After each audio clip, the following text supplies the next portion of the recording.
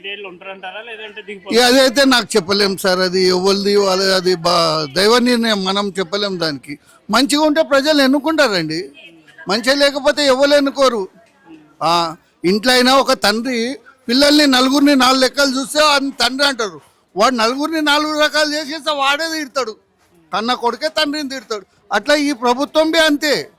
ఇప్పుడు మనం మంచి చేస్తేనే ఆయన ఒక తండ్రిలాగా భావిస్తాం, అంతేగాని ఆయన చేయకపోతే ఆయన తండ్రిని ఎట్లా అంటాము? అది వేస్ట్ మాట. పట్టించుకుంటే ప్రజలు ఎందుకు ఇట్లా తిరగబడతారు? అంటే రానున్న రోజుల్లో చేసిద్దంటారా చేయదు అంటారా? అన్న ఇవాళ దాని గురించే లేదు, ఇంకా రేపటి దాని గురించి ఎవరు ఉన్నారా?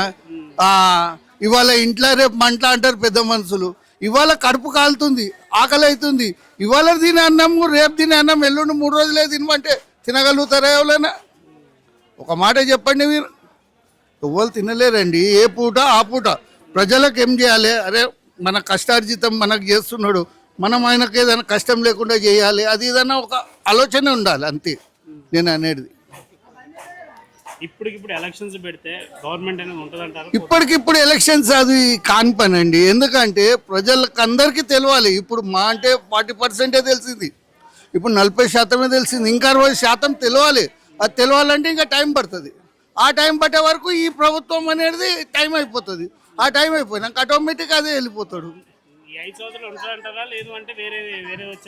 ఇప్పుడు దానికి వేరే మాట్లాడే అవకాశం లేదు. 5 ఏళ్ళు అయితే గ్యారంటీ. ఆయన ఏదైనా తప్పులో చిక్కుతే కదా ఆయన దొరికేది.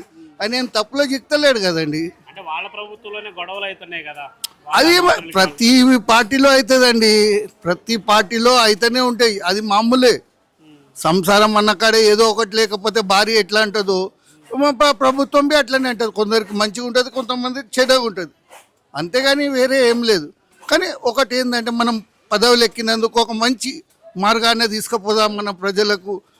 ఇప్పుడు ఎన్టీ రామారావుని ఎందుకు యాద్ చేస్తాం సార్? ఆయన ఒక మంచి పని చేశాడు. ఆ తెలుగుదేశానికి ఒక ఇది ఉంది.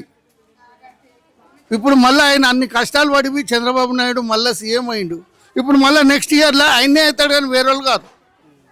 ఎందుకంటే మనం చేసిన దాన్ని బట్టి ఉంటుందండి, అంతేగాని వేరే వేరే మాటలు ఏం లేవు. అది